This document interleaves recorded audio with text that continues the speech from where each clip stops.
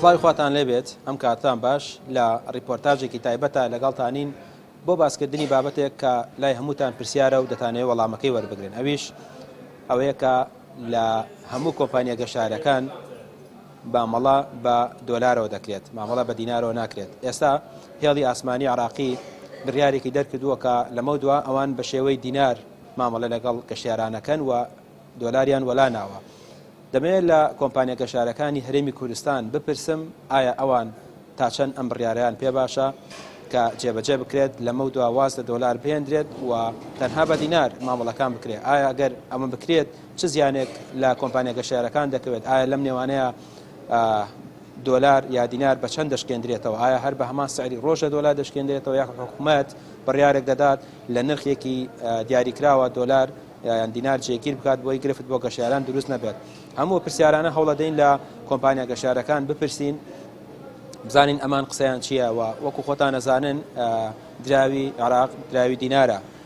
ینی ئەوان پێیان باشە مامەڵەکان هەمووی بە دینارەوە بکرێت و ئیتر کار بە دۆلار نەکرێت یاخودنا. ئێمە هەوڵەدەین ئەو وەڵامانە لە کۆمپانیا گەشارەکان بپرسین و دواتر ئەو وەڵامانە بۆ ئێوەی خۆشەویست دەخەینە ڕوو.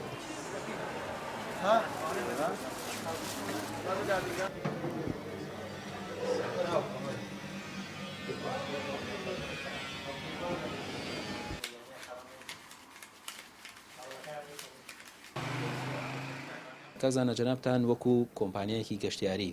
کە کارتان بڕینی بلیت و تکتە بۆ وڵاتەکانی تر، ئەگەر بڕیارێکی وا جێبەجێ بکرێت بەرمونە هەموو ئەو مامەڵانێکی ئێوە هەتانە هەمووی بە دۆلارە تاوەکو ئێستا، ئەگەر بکرێ بە دینار ئێوە پێتان باشە و ئەگەر پێتان باش نییە بۆ ئەگەر زیانمەندە بن چەنە زیانمەندە بنەوە بڕیارەوە چۆن بکرێ باشە؟ بەخێراتتانەکەم سەرەتا بەنسبەت ئیشی گەشت و گوزارەوە لەم مودەیە تەنها خطوطی عراقی کە وەزارەتی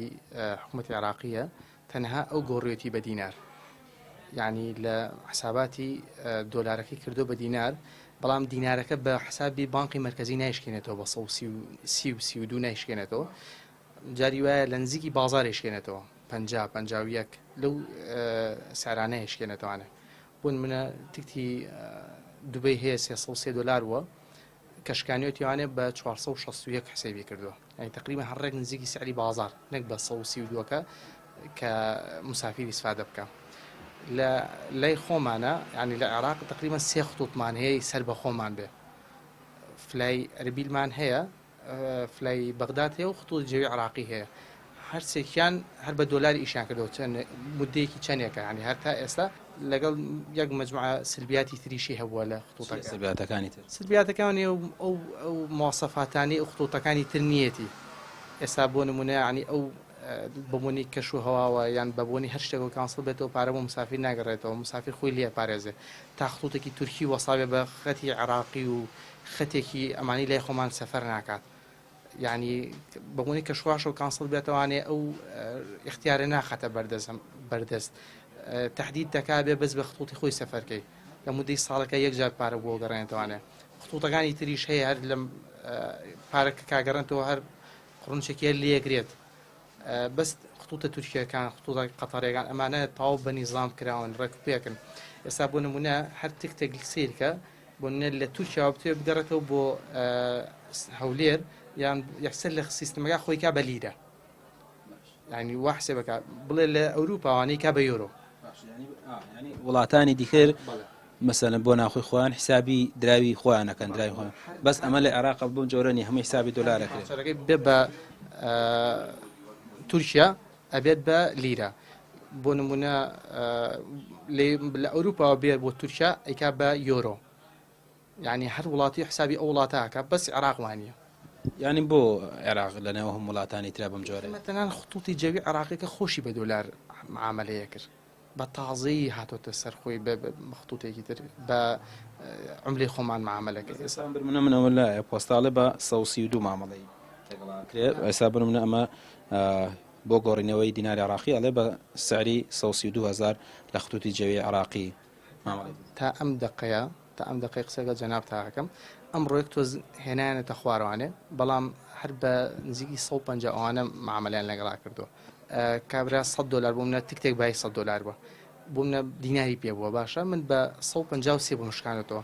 نەگەیشتمەتە سە قادرمەکەی خوارە بۆ بە 155 هەلیا من 2000 زەرە کردەوە بۆ منە ئەگە تو حسێبێکەوە 50 تکت بێت 10 تکت بێ مجموعی تکتی گران بێت تکتێک بە 15 وەرەقە 10 وەرەقە 20 وەرەقە ئێوە هەر لە $100 ئەوەی فەرق بێ ئەوە زەرەری هەموو مسافرام ئێمە بە هەمان پارە بێ هەم پارەوەگرتنگەشمان لە مسافرەکە هەمان پارە بێ ئێستا ئەم قەلەقیە هەم بۆ مسافر هەم بۆ ئێمە ناخۆشە ئێستا بۆ منە ئێمە لە ناو بازاڕین خەڵکە چێ بۆ منە بۆ تورکیا ئەشیای جلوبەرگێنێ باشە ئێستا نازانێت چی بکات بۆ نمونە بڕوات بە 155 گەڵای بکڕێت و بچێ لە تورکیا ئەشیا بێنێ باشە کە چوو بە 155 جێنە یەکترسێ بەیانی برادەرەکەی دراوسەرەکەی کە ئەشیایێنێ بە 130 ئەو بچێ بێنێ هەر لێ گەڵایە 25,000 فەرق بێ بوو ئەو زۆرە بێبی خاتە سەر جلوبەرگەکەی ئەو کاتە دەرەقەتی بازار نایە باشە فەشە لێنێ دوکانەکەی بێ واز لە دوکانەکەی بێنێ ئەو دەنگۆیانی کە هەیە لە ئێستاە بۆی کە هەموو ئەو مامەڵانی کە لە نێو خۆی عراقەیە بە دینار بکرێ و ئیتر باسی دۆلار نمێنێ چونکە ئێمە عمولەکەمان دراوەکەمان دینارە ئێستاش خطوتی جەوی هەڵی ئاسمانی عراقی بڕیارێکی داوە کە دۆلار لە 132 مامەڵی پێ بکرێ ئێوە کۆمپانیایەکی گەشتیارین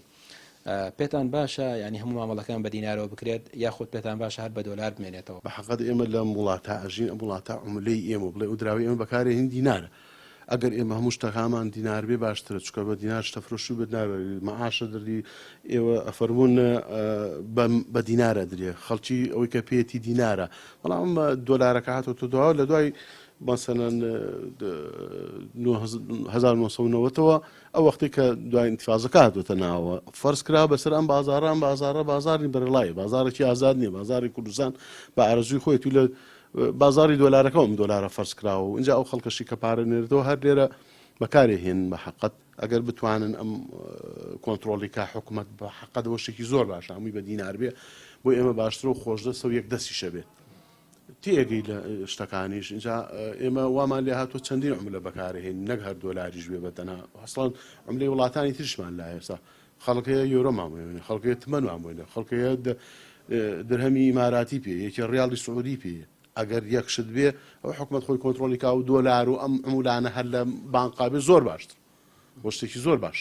بازار ڕێک خاتەوە لە حقت ئەگەر بێتە باری واقعیا بێ حکومەت کۆنتترۆلی بکە بێ قانونی بۆ دانێ بێ تەشتیداتی بۆ دانێ بێ ڕێوشێنی بێ ئاسانکاریشی بۆ بکە ئەگەر ئەو شتانەکە ئەم شتانە ناکرێ ینی تۆ بتوێ هەموو شتێک بکەی بە دینار بەس کە خاتی هاتی چیتە دەرەوە $2 بنێ بڵێ لەبەری لە دەرەوە دۆلار سەرفە بێ ئەمە باشە ئەو وەختی خۆی سەدام ئاوا بوو کاتی سەدام لە پێش ئینتیفازەوە و شێوەیە بوو ئەچوی سەفەر دەکرد دۆلارە بۆ گڕێتەوە بە سیاری ڕسمی لە بانک ئەو گۆڕی و هیچی تر دۆلار بەس لە یان ئەملەیتر بەس لە بانکەکانە هەبوو ئێستا لە بازاری دۆلارەکە و سەرجادەی هەموو ئەملەکە دەسەکەوێت ئەتر چۆن تۆ کۆنتترۆلەکە بەم شێوە کۆنتترۆل نابێت ئەبێ ئیلا بچێتەوە بانک حکومەت قەراری بۆ دەرکا کە بەس دۆلار بەس لە ناو بانکەکانە بگۆڕێت نابێت لە بازاری دۆلارەکە بە ئارزوی خۆی چەند بازرگانێ هینی پێوە بکەن تەسەڕوفی پێوە بکەن ئێستا بن منە تکتێک بلیتێک منەی کڕم لێرە ئێستا هەر بە دۆلارە تەبان وانە ئێوە لەم ماوەی پێشوە کە دۆلار بەرز و نزم بوو ینی زیانتان زۆر کردو لەو بابەتە ئەگەر دینار بووە باشتر نەبوو بەدڵنیایە ئێمە من ئێستا ئەمڕۆ ئەو وەختی کە بە دۆلار بوو بلیت بۆ تۆ بڕم بە دۆلار بڕیومە ئەگەر دا بەزێ سبینە بچم بە دینار وەریگرم زەرمە بە دۆلار وەریگرم هەر زەرمە لە هەردوو بارەکە ئێمە تووشی زەرە بین بەڵام ئەگەر یەک دەست بێ یەک دڵ بێ یەک دراو بێ تەسبیت بێ لە سەرمان بە دینار بیفرۆشین و بە دینار وەریگریت قەت زەرر ناکەین قەت تووشی کێشە نابێت ئەو دەنگۆیانەی کە هەیە کە خطوتی جەوییان هێڵی ئاسمانی عراقی داوێتی بۆی کە نرخی دۆلار بە 132,000 بۆ گەشتیاران بشکێنێتەوە دیارە ئەوەش قسەی لەسەر ئێستا بەشێک لە کۆمپانیا گەشتیارەکانی هەرێمی کوردستان دەڵێن ئەگەر بڕیارێکی لەم جۆرە جێبەجێ بکرێت بۆ تەواوی عراق و ینی بۆ دەروەش بە هەمان شێوە ئەم بڕیارە باشە بەڵام دەبێت حکومەت ڕێشوێنێکی یاسایی و ئاسایی دابنێت بۆی کە بتوانن ینی ئەو $100 کە هەیە و ئاڵگۆڕی پێوە دەکرێت بە 132,000 جێگیر بکرێت ئەوان هیچ گرفتێکیان نییە زۆر بەڕێز کە عەتا ئەنوەر سەرۆکی کۆمەڵی گەشتیارەکانی سلێمانیم لەگەڵایە هەندێک پرسیاری لێ دەکەین لەسەر ئەو بڕیارانە ئەگەر بدرێت تا چەند باشە و ئەگەر زیانی هەبێت زیانەکەی چییە کاغەتە سپاس بۆ جەنابێت دەنگۆیەکی وا هەیە کە مامەڵەکردن بە دینار لە نێوخۆی عراقا بۆ هەموو بابەتەکان بۆ هەموو مەسەرەن جۆرێکی گەشتکردن و تکت و ئەوانە هەبێت پێتان باشە ئەم بڕیارە جێبەجێ بکرێت یاخود نا ئەگەر باشە بۆ ئەگەر خراپە بوو بەڵێ من وەکو خۆتان نزان هەموو وڵاتێک کە کاتێ تەعاملەکە بە ئەمری خۆی تەعاملەکە ئێمەش لە وڵاتی وەکو عێراقی فیدراڵەکە دەژین و ئیش و کار و کاسبەکانمان لە عێراقەیە دەبێت هەموو معاملەکەمان بە دیناری عێراقی بێ هەم بۆ بەرزکردنەوەی بەهای دینارەکە هەم بۆ ئەوەی کە ئێمەش باخی بە دینارێکی خۆمان بین لە سیستەمەکان ببینی و خۆت دەزانی زۆربەی وڵاتانی سەبرۆ لە دوبەی برۆرە قەتەر بە درهەمی خۆیان معاملەکە نەچیتە ئەوروپا بە یۆرۆ معاملەکە چیتە تورکیا بە لیرەی تورکیا بەڵام ئێمە تا ئەم ساتە وەختە تا معاملەی ئێمە هەر بە دۆلار بووە ئێمە پێمان خۆشە بەڵێ حکومەتی عێراقی کە بە دیناری عێراقی و معاملەکە بەڵام کە بە دیناری عێراقیەوەیکە فعلەن بە دیناری عێراقی و بیکا بەوە ناکە من هەمان ڕۆژ ئەو دینارە بچەنە ئەو نرخی بدیتە بچەنە بۆ مەشکێنێتەوە بە نرخی ڕۆژی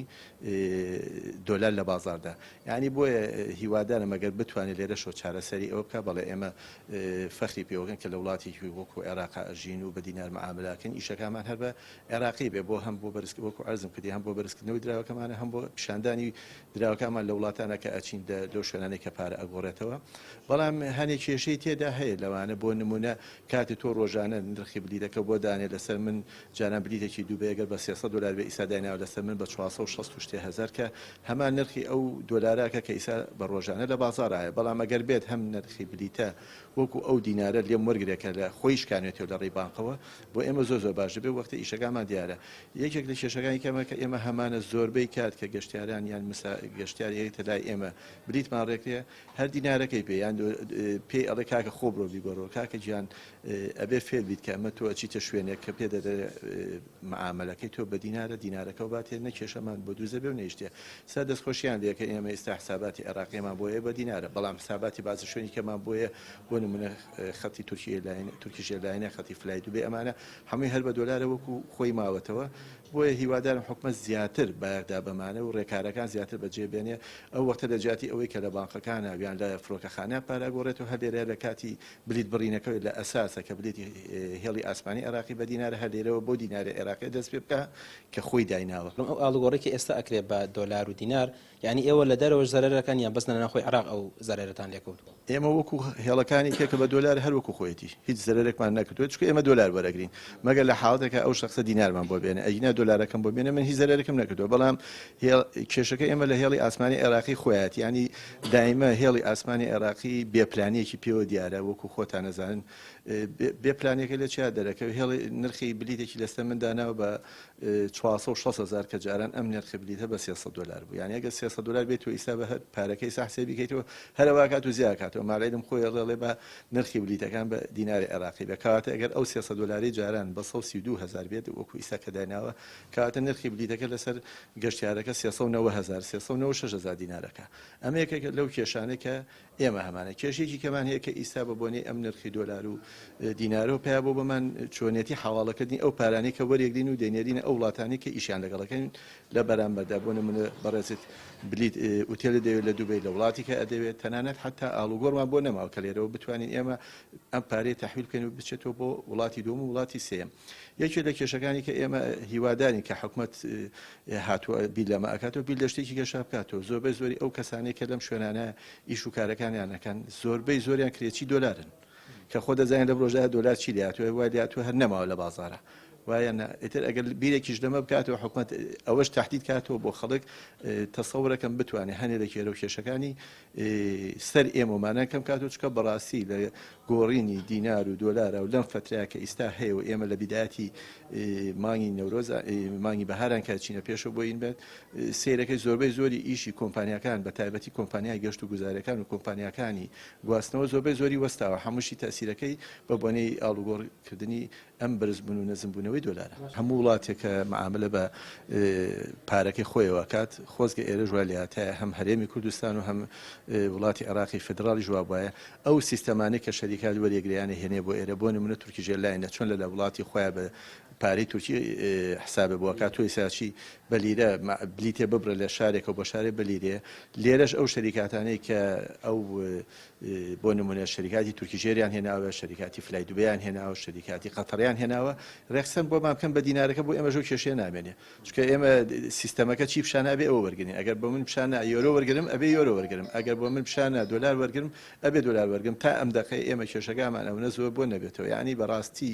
دانیشتین ڕۆژی وا هیچ ئیش و کارێکمان نێ بەس دەبێت جوابی تەلەفۆنی ئەوە بینەوە ئایا ئەوە بە چەند دینارە ئەوە بە چەند دۆلارە ئایا چەندمان بۆ ئۆگۆڕێتەوە لە بانک چەندمان بۆ ناگۆڕێتەوە ئەمانە هەمووی کێشەن ینی بێکەڵە تۆ دەستپێکردنی ئەم دۆلارە لە نرخی بلیتەکەەوە دەست پێ بکە ئێمەش لەو کێشە نەجارێت خەڵکیش نەجاتێ بێ بۆ چکە تۆ دەست پێەکەی بەیانیکەی بۆ لای من ئەڵێ بلیتێکی دوبەی ینی خۆت ئەگەر لەسەر سیستەمی عێراقی سێریکەی ڕێگەزانی بای چەنە ئیتر پێویست ناکە من بۆ تەحویلکەم و بیگۆڕم و بەمانە بەڵام نەخەری ئێستاوەی کە ئێمە ئەیبینن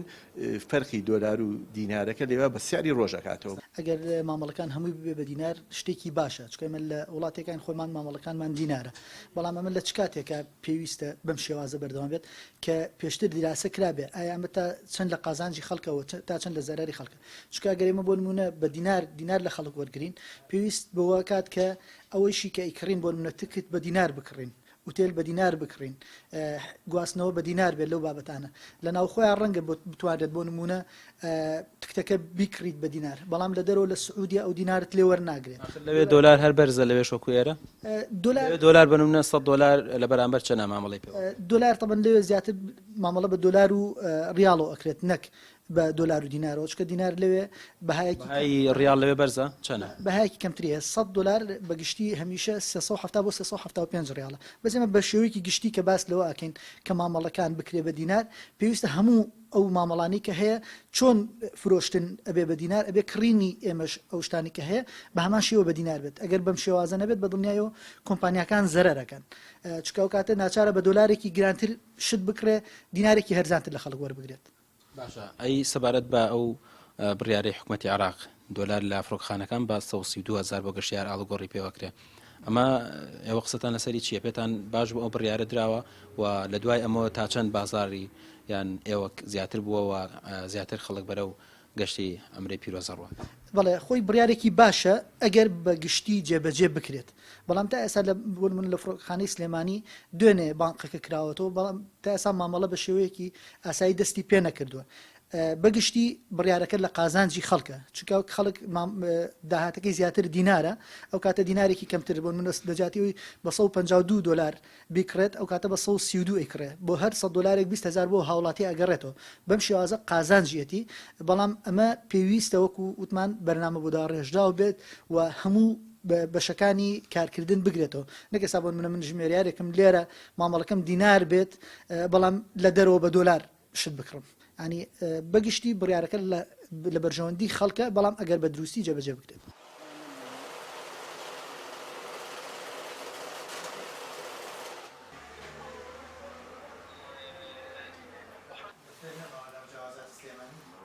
بەڕێزانەوەی کابینیتان بەشێک لە قسەی کۆمپانیا گەشتیارەکان بوو لەسەر مەسلەی مامەڵەکردن بە دینار و دۆلارەوە کە پێیان باش بوو بۆ لەمە دووە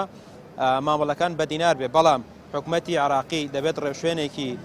توندتۆڵدا بنێت و ئەوە نەبێت کە بەشێک لە شوێنەکان بە دۆلار مامەڵە بکەن و بەشێک لە شوێنەکان بە دینار واتە دەبێت کە هەموو شوێنەکان هەموو کۆمپانیا گەشتیارەکان مامەڵەکانیان بە دینار بێ و دیناریش لە نرخێکی چۆنەڵێ باشە جێگیر بکرێت بۆ ئەوەی کە هەم هاوڵاتی هەم کۆمپانیا گەشتیارەکان زیانمەند نەبن لەو نێوانەیە کە دوجار ئەوەشی کە دەوترێت ئەو مامەڵانەی کە بە دۆلارەوە کراوە لە ماوەی ڕابردوو بە شێوەی دۆلار و دینارەوە کراوە زیانمەندی سەرەکی لەم نێوانەیە هاوڵاتی بووە کە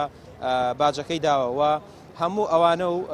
کۆمپانیەکانی گەشتیاری و هاوڵاتیانیش داوا دەکەن لەبەرەوەی کە ئێمە لە عێراقین و دراوەکەمان دراوی دینارە مامەڵەکان بە دینارەوە بێت ئەوە ژوا دەکات هەم بەهای دینار بەرز بێتەوە هەم هاوڵاتیان ئەو زیانە زۆرەی کە لە ماوەی ڕابردوو لە بەرزی و نسمی دۆلار و دینار بەریان کەوتووە ئەوە نەمێنێت و هەم نرخیش لە بازارەکانە جێگیر دەبێتەوە و بۆ کۆمپانیەکانیش دەڵێن ئێمە سوود لەوە دەبینین کە مامەڵەکان بە دینارەوە بێت نەوەکو دۆلار تا ڕیپۆرتاژێکی تر و بابەت و بەدواداچوونێکی تر بەخواتان ئەسپێرم.